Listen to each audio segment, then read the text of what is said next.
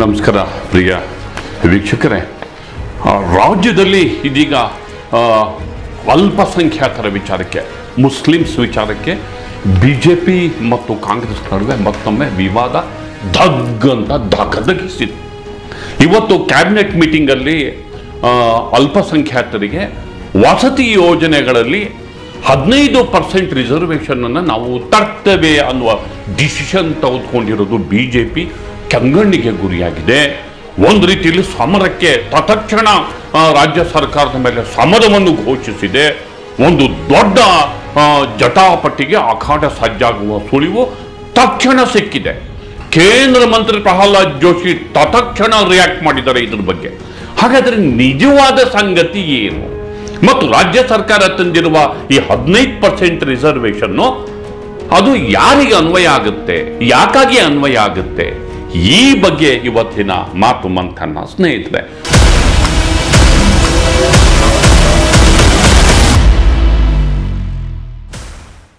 ಗೆಳೆಯರೆ, ಈ ಜಾತಿ ಜನಗಣತಿ ವರದಿಯನ್ನ ಕಾಂಗ್ರೆಸ್ ಹೈಕಮಾಂಡು ಕಸದ ಬುಟ್ಟಿಗೆ ಬಿಸಾಡಿದ ನಂತರ ರಾಜ್ಯ ಕಾಂಗ್ರೆಸ್ ನಾಯಕರಲ್ಲಿ, ಅದು ಅಲ್ಪಸಂಖ್ಯಾತರು ಹಿಂದುಳಿದ ವರ್ಗಗಳ ನಾಯಕರಲ್ಲಿ ಒಂದು ರೀತಿ ಇರಿಸುಮುರುಸು. ಇದು ಮುಖ್ಯಮಂತ್ರಿ ಸಿದ್ದರಾಮಯ್ಯ ಅವರಿಗೂ ಮುಖಭಂಗ. ಪ್ರಭಾವಿ ಸಮುದಾಯಗಳ ಒತ್ತಡಕ್ಕೆ ಕಾಂಗ್ರೆಸ್ ಹೈಕಮಾಂಡ್ ಮಣಿದಿದೆ ಎನ್ನುವ ಒಂದು ಸಂದೇಶವನ್ನ ಈ ವಿದ್ಯಮಾನ ಸಾರಿದೆ. ಜೊತೆಗೆ ಅಲ್ಪಸಂಖ್ಯಾತರು ಕಾಂಗ್ರೆಸ್ನ ವೋಟ್ ಬ್ಯಾಂಕ್ ಅನ್ನಿಸ್ಕೊಂಡಂತಹ ಹಿಂದುಳಿದ ವರ್ಗದವರು ದಲಿತ ಸಮುದಾಯಗಳನ್ನು ಕಿಂಚಿತ್ತೂ ಲೆಕ್ಕಕ್ಕೆ ತೆಗೆದುಕೊಳ್ಳದೆ ಡಂಪ್ ಮಾಡ್ತು. ಅಂದ್ರೆ ಅವರ ಅಭಿಪ್ರಾಯವನ್ನ ಪಡೆದ ಟೇಕ್ ಇಟ್ ಗ್ರಾಂಟೆಡ್ ಅನ್ನೋ ತರ ಕಾಂಗ್ರೆಸ್ ಹೈಕಮಾಂಡ್ ವರ್ತಿಸ್ತು. ಆದ್ದರಿಂದ ಈ ಸಮುದಾಯದ ಒಳಗೆ ಅಸಮಾಧಾನ ಭುಗಿಲೇಳ್ತಾ ಇದೆ. ಇಷ್ಟಂತೂ ಖಚಿತ. ಇಂತಹ ಸಂದರ್ಭದಲ್ಲಿ ಈ ಸಮುದಾಯಗಳನ್ನು ಒಟ್ಟಿಗೆ ವಿಶ್ವಾಸಕ್ಕೆ ಇಟ್ಕೊಳ್ಳುವಂತಹ ಜವಾಬ್ದಾರಿ ಕಾಂಗ್ರೆಸ್ ನಾಯಕರದಾಗಿದೆ. ಇದನ್ನು ನಾನು ಪ್ರಿಯಾಂಬಲ್ ಅಲ್ಲಿ ಹಿನ್ನೆಲೆಯಲ್ಲಿ ನಿಮಗೆ ಕೊಡ್ತೀನಿ. ಈ ಹಿನ್ನೆಲೆಯಲ್ಲಿ ಇವತ್ತು ಸಚಿವ ಸಂಪುಟ ಸಭೆಯಲ್ಲಿ ಅಲ್ಪಸಂಖ್ಯಾತರಿಗೆ, ಮುಸ್ಲಿಮ್ಸರಿಗೆ, ಕ್ರಿಶ್ಚಿಯನ್ಸಿಗೆ, ಹೀಗೆ ಅಲ್ಪಸಂಖ್ಯಾತ ಸಮುದಾಯಗಳಿಗೆ, ಮುಸ್ಲಿಮರು ದೊಡ್ಡ ಸಂಖ್ಯೆಯಲ್ಲಿದ್ದಾರೆ ಅಫ್ಕೋರ್ಸ್, ವಸತಿ ಯೋಜನೆಗಳಲ್ಲಿ, ಗ್ರಾಮೀಣ ಮತ್ತು ನಗರ ವಸತಿ ಯೋಜನೆಗಳಲ್ಲಿ 15% ಮೀಸಲಾತಿಯನ್ನು ಕಲ್ಪಿಸುವ ನಿರ್ಧಾರಕ್ಕೆ ರಾಜ್ಯ ಸರ್ಕಾರ ಬಂದಿದೆ. ಈ ನಿರ್ಧಾರ ಘೋಷಣೆ ಆಗ್ತಿದ್ದ ಹಾಗೆಯೇ ಒಂದು ರೀತಿಯಲ್ಲಿ ಕೋಮು ರಾಜಕಾರಣ ದಗ್ಗೆಂದಿದೆ. ಮುಸ್ಲಿಂ ಸಮುದಾಯದ ತುಷ್ಟೀಕರಣ, ಓಲೈಕೆ ಎನ್ನುವ ಹಳೆಯ ಸೌಕಲು ಶಬ್ದಗಳನ್ನು ಮುಂದಿಟ್ಟುಕೊಂಡು ಬಿಜೆಪಿ ಸರ್ಕಾರದ ವಿರುದ್ಧ ತತ್ಕ್ಷಣ ಮುಗಿಬಿದ್ದಿದೆ. ಪ್ರಹ್ಲಾದ್ ಜೋಶಿ ಸರ್ಕಾರದ ಮೇಲೆ ಗದಾ ಪ್ರಹಾರ ನಡೆಸಿದ್ದಾರೆ. ಅವರೊಂದು ಪ್ರತಿಕ್ರಿಯೆ ನೋಡೋಣ ಬನ್ನಿ. ಕರ್ನಾಟಕದ ಸರ್ಕಾರ ಕ್ಯಾಬಿನೆಟ್ನಲ್ಲಿ ವಸತಿ ಇಲಾಖೆಯಲ್ಲಿ ಏನು ಬೇರೆ ಬೇರೆ ಆವಾಸ ಯೋಜನೆಗಳಲ್ಲಿ ಬಡವರಿಗೆ ಮನೆಗಳನ್ನು ಕೊಡುವಂತಹ ಯೋಜನೆಗಳಿದ್ದಾವೆ. ಅದರಲ್ಲಿ 15% ಧರ್ಮ ಆಧಾರಿತವಾಗಿ ಮುಸಲ್ಮಾನರಿಗೆ ಕೊಡಬೇಕು ಅನ್ನುವಂಥ ತೀರ್ಮಾನವನ್ನು ಮಾಡಿದ್ದಾರೆ. ಮೊದಲು 10% ಮಾಡಿದ್ದು ಅದು ಆ ರೀತಿ ಇಟ್ ವಾಸ್ ರಾಂಗ್. ಆದರೆ ಈಗ ಅದನ್ನು 15% ಮಾಡಿದ್ದಾರೆ. ಯಾವುದೇ ಧರ್ಮ ಆಧಾರಿತ ಮೀಸಲಾತಿ in any form it is unconstitutional, it is illegal ಅನ್ನುವಂಥದ್ದು ಸುಪ್ರೀಂ ಕೋರ್ಟ್ ಜಡ್ಜ್ಮೆಂಟ್ನಲ್ಲಿ ಈಗಾಗಲೇ ಬಂದಿದೆ. ಆ ಹಿನ್ನೆಲೆಯಲ್ಲಿ ಇವತ್ತು ಇದು ಕೂಡ ಒಂದು ಅನ್ಕಾನ್ಸ್ಟಿಟ್ಯೂಷನಲ್ ನಿರ್ಧಾರವನ್ನು, ಅಸಂವಿಧಾನಿಕವಾದಂಥ, ಸಂವಿಧಾನ ವಿರೋಧಿಯಾದಂಥ ತೀರ್ಮಾನವನ್ನು ತೆಗೆದುಕೊಂಡಿದ್ದಾರೆ. ಕರ್ನಾಟಕ ಸರ್ಕಾರ ಮೊದಲು 4% ಕಾಂಟ್ರಾಕ್ಟ್ದಲ್ಲಿ, ಬಹುಶಃ ಇಡೀ ದೇಶದಲ್ಲಿ ಎಲ್ಲೂ ಇಲ್ಲ, ಕಾಂಟ್ರಾಕ್ಟ್ದಲ್ಲಿ 4% ಅವರಿಗೆ ರಿಸರ್ವೇಷನ್ ಇಡುವಂಥ ಒಂದು ದುಸ್ಸಾಹಸವನ್ನು ಮಾಡಿದ್ರು. ಈಗ ಇದರಲ್ಲಿ ಮಾಡ್ತಾ ಇದ್ದಾರೆ, ವಸತಿ ಯೋಜನೆಯಲ್ಲಿ, ಮತ್ತು ಇದರಲ್ಲಿ ಬಹುತೇಕವಾಗಿ ಪ್ರಧಾನಮಂತ್ರಿ ಆವಾಸ್ ಯೋಜನೆಯಲ್ಲಿ ಬರ್ತದೆ ದುಡ್ಡು.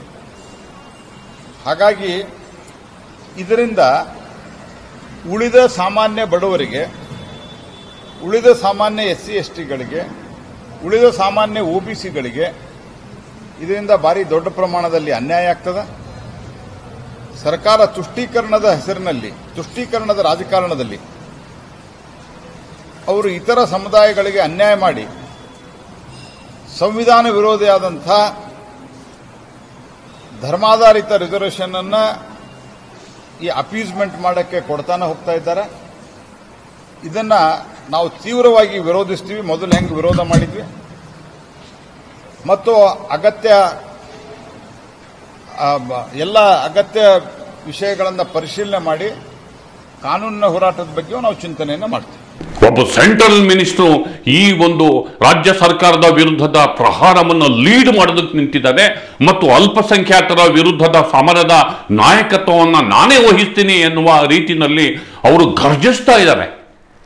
ಯಾವ ಅಲ್ಪಸಂಖ್ಯಾತ ಸಮುದಾಯರು ಹೋಗಿ ಸರ್ಕಾರದ ಮುಂದೆ 15% ಕೊಡಿ ಅಂತ ಕೇಳಿರಲಿಲ್ಲ.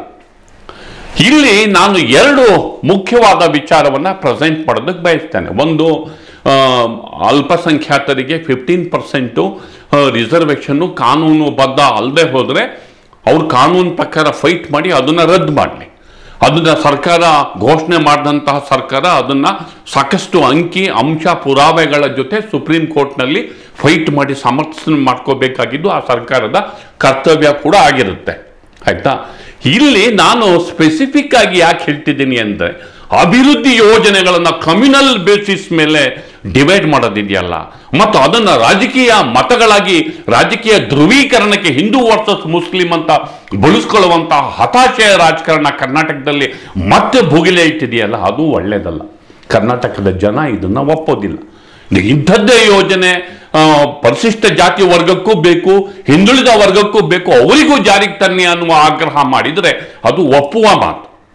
ಅವ್ರಿಗೆ ಇಲ್ಲದೆ ಹೋಗಿದ್ರೆ ಈ ಸಮುದಾಯಗಳಿಗೆ ಅವರಿಗೂ ಜಾರಿಗೆ ತನ್ನಿ, ಅವರು ಪಾಪ್ಯುಲೇಷನ್ ಬೇಸಿಸ್ ಮೇಲೆ ತನ್ನಿ ಅನ್ನುವ ಆಗ್ರಹ ಮಾಡಿದರೆ ಅದು ಒಪ್ಪುವ ಮಾತು. ಹೀಗಾಗಿ ರಾಜಕಾರಣ ಹೇಗೆ ಜಾತಿಯ ನಡುವೆ ದಿಕ್ ತಪ್ತಾ ಇದೆ ಅನ್ನೋದಕ್ಕೆ ಇವತ್ತಿನ ಅನೌನ್ಸ್ಮೆಂಟು ಒಂದು ರೀತಿಯಲ್ಲಿ ಈ ಸ್ಕೀಮು ಪೆಟ್ರೋಲ್ ಬಾಂಬ್ ಹಾಕಿದಂಗೆ ಧಗ್ ಅಂತ ಧಗಧಗಿಸ್ತಾ ಇದೆ. ಈಗ ಒಂದು ಇಂಟ್ರೆಸ್ಟಿಂಗ್ ಆಗಿರುವಂತಹ ವಿಚಾರವನ್ನು ನಾನು ಪ್ರೆಸೆಂಟ್ ಮಾಡ್ತಿದ್ದೀನಿ.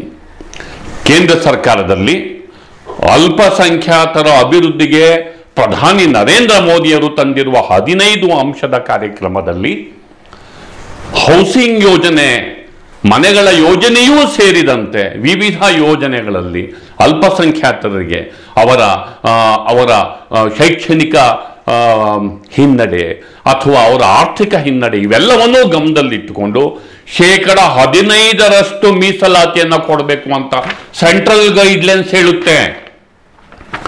ಸೆಂಟ್ರಲ್ ಪ್ರಹ್ಲಾದ್ ಜೋಶಿ ಅವರೇ, ನೀವು ಸೀನಿಯರ್ ಲೀಡರು, ಕೇಂದ್ರ ಸರ್ಕಾರ Central government guidelines that allocate 15% of housing schemes spots to minorities. Central guidelines 15% housing ಅಲ್ಲಿ ಮೈನಾರಿಟಿಗಳಿಗೆ ಕೊಡಬೇಕು ಅಂತ ಸೆಂಟ್ರಲ್ ಗೈಡ್ಲೈನ್ಸು. ಪ್ರೈಮ್ ಮಿನಿಸ್ಟರ್ 15 ಅಂಶದ ಕಾರ್ಯಕ್ರಮದಲ್ಲಿ ಇದೊಂದಿದೆ. ಈ 15% ಸೆಂಟ್ರಲ್ ಗೈಡ್ಲೈನ್ಸ್ ಅನ್ನ ಮ್ಯಾಚ್ ಮಾಡೋದಕ್ಕೆ ಸಚಿವ ಸಂಪುಟ ಉಪಸಮಿತಿಯ ಶಿಫಾರಸಿನ ಮೇರೆಗೆ ರಾಜ್ಯ ಸರ್ಕಾರ ಕ್ಯಾಬಿನೆಟ್ ಅಲ್ಲಿ ಇವತ್ತು ನಿರ್ಣಯವನ್ನು ಕೈಗೊಂಡಿದೆ. ಇದನ್ನ ವಿರೋಧ ಮಾಡ್ತಿರುವಂತಹ ಬಿಜೆಪಿ ನಾಯಕರು ಸ್ವಲ್ಪ ಹೋಮ್ವರ್ಕ್ ಮಾಡ್ಕೊಂಡ್ರೆ ತುಂಬಾ ಒಳ್ಳೆಯದು. ಕಾನೂನಾತ್ಮಕವಾಗಿ ಎದುರಿಸಲಿ, ಸ್ಟೇಟ್ ಗೌರ್ಮೆಂಟ್ ವಿರುದ್ಧನೂ ರಿಟ್ ಹಾಕ್ಲಿ, ಸುಪ್ರೀಂ ಕೋರ್ಟ್ ಅಲ್ಲಿ ಸೆಂಟ್ರಲ್ ಗೌರ್ಮೆಂಟ್ ವಿರುದ್ಧನೂ ರಿಟ್ ಹಾಕ್ಲಿ. 15% ಪ್ರೈಮ್ ಮಿನಿಸ್ಟರ್ ತಂದಿರೋದು ಸರಿ ಇಲ್ಲ ಅಂತ ಪ್ರೈಮ್ ಮಿನಿಸ್ಟರ್ ಮೇಲೆ ಪ್ರಹ್ಲಾದ್ ಜೋಶಿ ಕೇಸ್ ಹಾಕ್ಲಿ ಬಿಡಿ, ಅಶೋಕ್ ಅವ್ರು ಕೇಸ್ ಹಾಕ್ಲಿ ಬಿಡಿ, ಬೇಡ ಅಂದವ್ರು ಯಾರು? ಇದನ್ನ ಯಾಕೆ ಆಮೇಲೆ ಕೇಂದ್ರ ಸರ್ಕಾರದ ಈ ಮಾರ್ಗದರ್ಶಿ ಸೂತ್ರದಲ್ಲಿ 15% physical target financial ಔಟ್ಲೇ for minority specifically for housing ಇದರಲ್ಲಿ ಹೇಳಿದೆ. ಇದು ಪ್ರೈಮ್ ಮಿನಿಸ್ಟರ್ ಗೈಡ್ಲೈನ್ಸು. ಹಾಗೇನೆ ಮೈನಾರಿಟೀಸ್ಗಳಿಗೆ ನೀವು 15% ನೀವು ರಿಸರ್ವೇಷನ್ ಮಾಡಬೇಕಾದ್ರೆ ಯಾವುದನ್ನ ಕ್ರೈಟೀರಿಯಾ, ಯಾವುದನ್ನ ಮಾನದಂಡವಾಗಿ ಇಟ್ಕೋತೀರಾ, ದಟ್ ಈಸ್ ಮೋಸ್ಟ್ ಇಂಪಾರ್ಟೆಂಟ್. ಅಂದ್ರೆ ಕ್ಯಾಟಗಾರಿಕಲ್ ಆಗಿ ಮಾನದಂಡನೇ ಸೆಂಟ್ರಲ್ ಗೌರ್ಮೆಂಟ್ ಹೇಳಿದೆ. ಅಂದ್ರೆ BPL ಬಿಲೋ ಪಾವರ್ಟಿ ಲೈನ್, ಬಡತನದ ರೇಖೆಗಿಂತ ಕೆಳಗೆ ಇರಬೇಕು. BPL ಅನ್ನ ನೀವು ಮಾನದಂಡವಾಗಿ ಇಟ್ಕೋಬೇಕು. ಗ್ರಾಮಾಂತರ ಪ್ರದೇಶದಲ್ಲಿ ವಾಸ ಮಾಡೋರು ಆ ಭಾಗದ ಹೌಸಿಂಗ್ ಸ್ಕೀಮ್ಗಳಲ್ಲಿ ಅವರು ಅರ್ಹರು. ನಗರ ಪ್ರದೇಶದ ವಾಸ ಮಾಡುವ ಬಡವರು ಅಲ್ಲಿಯ ಹೌಸಿಂಗ್ ಸ್ಕೀಮಲ್ಲಿ ಅರ್ಹರು. ಅವರಿಗೆ ಮುಖ್ಯವಾದ ಮಾನದಂಡ BPL. ಇದು ಮತ್ತೆ ಎಲ್ಲ ಕಡೆ 15% ಕೊಡಬೇಕು ಅಂತೇನಿಲ್ಲ. ಆಯಾ ರಾಜ್ಯಗಳ ಅಲ್ಪಸಂಖ್ಯಾತರ ಪಾಪ್ಯುಲೇಷನ್ ಜನಸಂಖ್ಯೆಯನ್ನು ಆಧರಿಸಿ ನೀವು ರಿಸರ್ವೇಶನ್ ಅನ್ನು ಫಿಕ್ಸ್ ಮಾಡ್ಕೋಬಹುದು. ಇದು ಮೋದಿ ಅವರ 15 ಅಂಶದ ಸೂತ್ರ. ಇದನ್ನ ನಾನು ತುಂಬಾ ಸ್ಟಡಿ ಮಾಡಿ ಇಂಪಾರ್ಟೆಂಟ್ ಆಗಿ ಪ್ರೆಸೆಂಟ್ ಮಾಡ್ತಿದ್ದೀನಿ. ಯಾವುದೇ ಸಮುದಾಯವನ್ನ ಡಿಪೆಂಡ್ ಅಲ್ಲ. ನೀವು 15% ಅಲ್ಪಸಂಖ್ಯಾತರಿಗೆ ಕೊಡೋದಾದ್ರೆ ಬ್ಯಾಕ್ವರ್ಡ್ ಕಮ್ಯುನಿಟಿಗೂ ಕೊಡಿ ಅವ್ರ ಪಾಪ್ಯುಲೇಷನ್ ಬೇಸಿಸ್ ಮೇಲೆ, ದಲಿತರಿಗೂ ಕೊಡಿ ಅವ್ರ ಪಾಪ್ಯುಲೇಷನ್ ಬೇಸಿಸ್ ಮೇಲೆ, ಮತ್ತು ಎಕನಾಮಿಕಲಿ ವೀಕರ್ ಸೆಕ್ಷನ್ ಇರೋರಿಗೂ ಒಂದು ರಿಸರ್ವೇಶನ್ ಕೊಡಿ ಅವರ ಕೆಪಾಸಿಟಿ ಮೇಲೆ. BPL ಇರೋರಿಗೆ ನೀವು ಕೇಳಿ. ಅದು ಬಿಟ್ಟು ಜಾತಿ ಧಗಧಗಿಸುವ ಸ್ಟೇಟ್ಮೆಂಟು ಯಾವ ರಾಜಕೀಯ ಪಕ್ಷಕ್ಕೂ ಒಳ್ಳೆಯದಲ್ಲ.